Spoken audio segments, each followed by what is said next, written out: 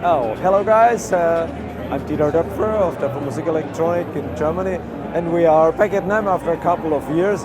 Fortunately, Andreas Schneider agreed to arrange the booth at NAMM for us and other manufacturers from Germany and over Europe.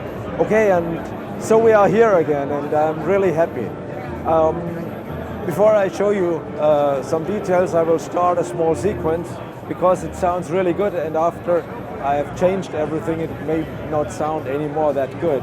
So what you hear now is a sequence, a trigger sequence, which we made with our brand new module A157. It's a trigger sequence. I press the start button and then it should start.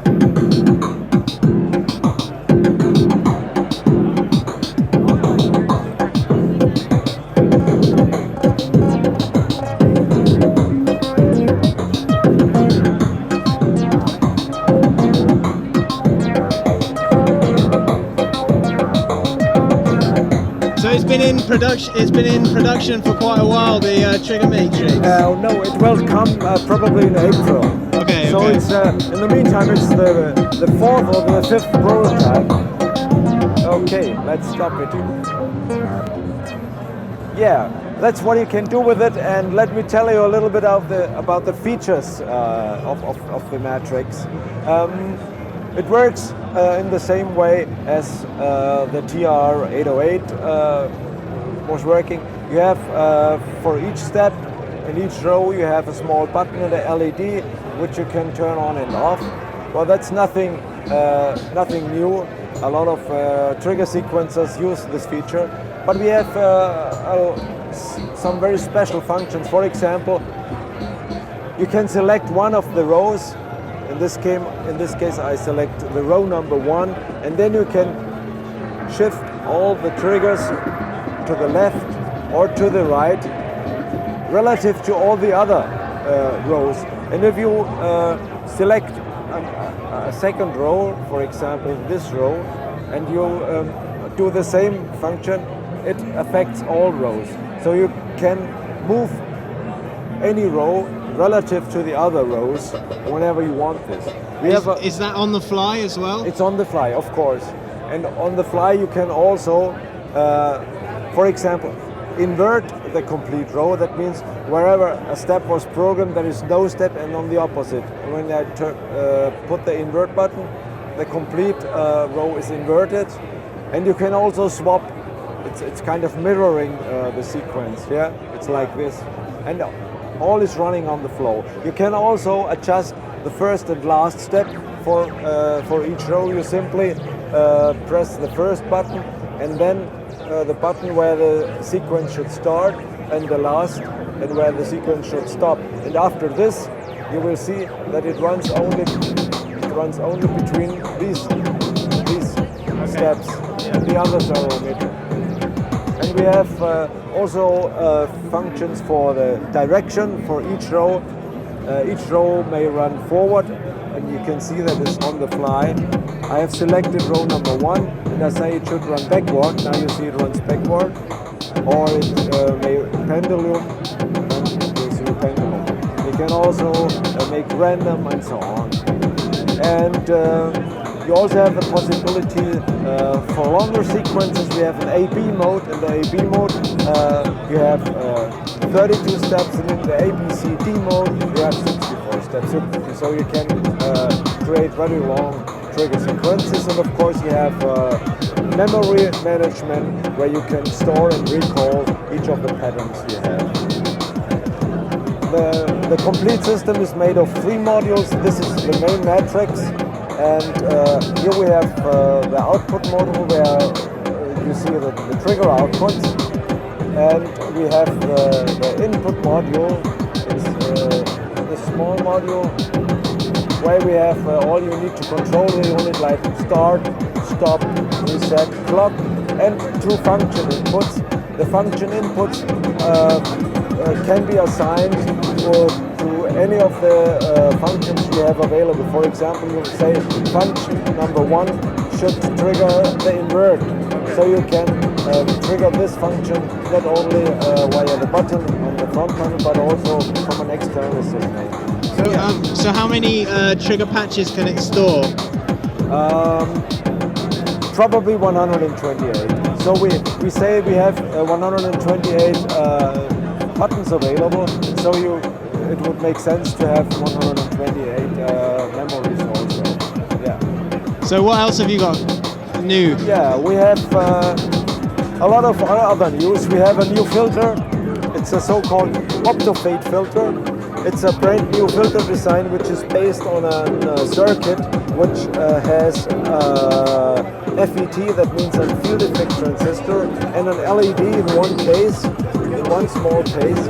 And we have 6 of these filter stages available so that you obtain after all 36 dB low pass or high pass filter. Okay, we have some other new modules which we see here. Everything that has the black knobs is a new module. We have a voltage controlled LFO with delay function. Essentially, it's an LFO with its waveforms sine, triangle, rectangle, and sawtooth, and a VCA, which is used to control the level of the LFO, and kind of a simple envelope generator, which generates nothing but a linear attack slope. And this control voltage is used to control the VCA. And whenever you trigger the delay unit, the voltage is reset to 0 and then slowly increases, and in this way the level of the LFO increases slowly. But the units can also be used separately. You may use the VCA for other applications if you don't want this feature. And even this delay unit can be used as a wave shaper or as a simple envelope generator, independent from the LFO. And we have 2 prototypes of through zero VCOs available.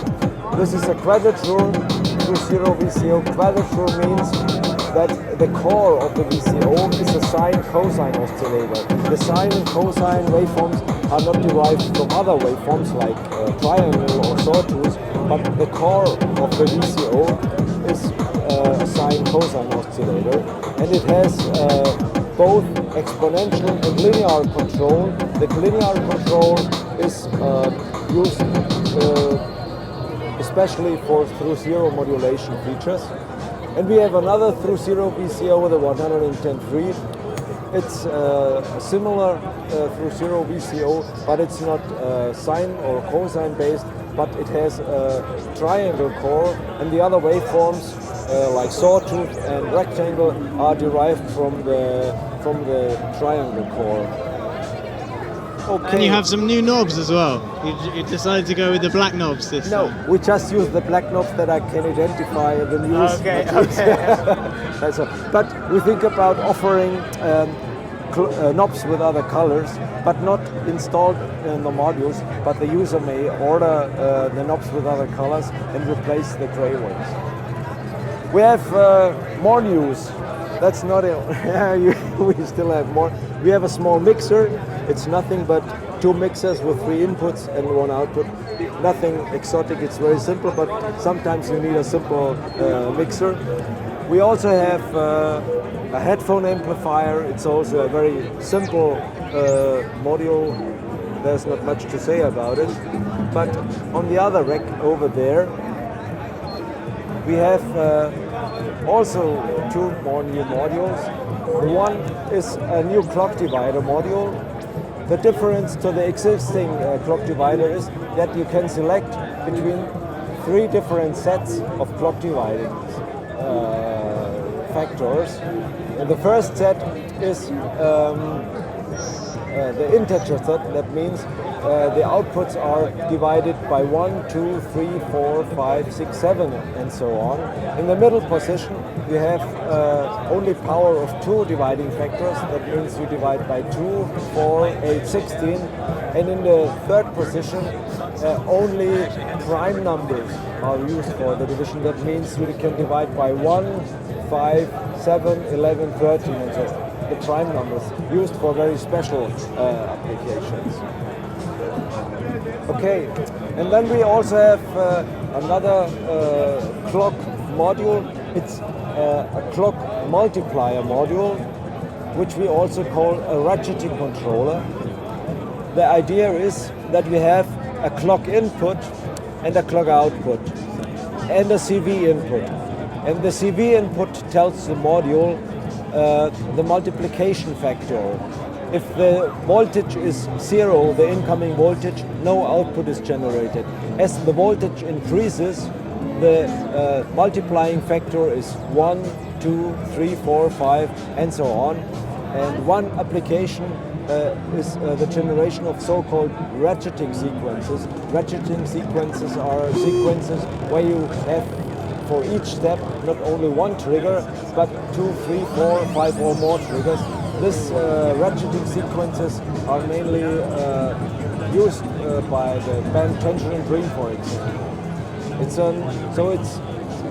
It can be used for any kind of clock multiplying applications or for the generation of ratcheting sequences. Yeah, I think these are the most important things, and maybe we see you again at the Musikmesse in Frankfurt.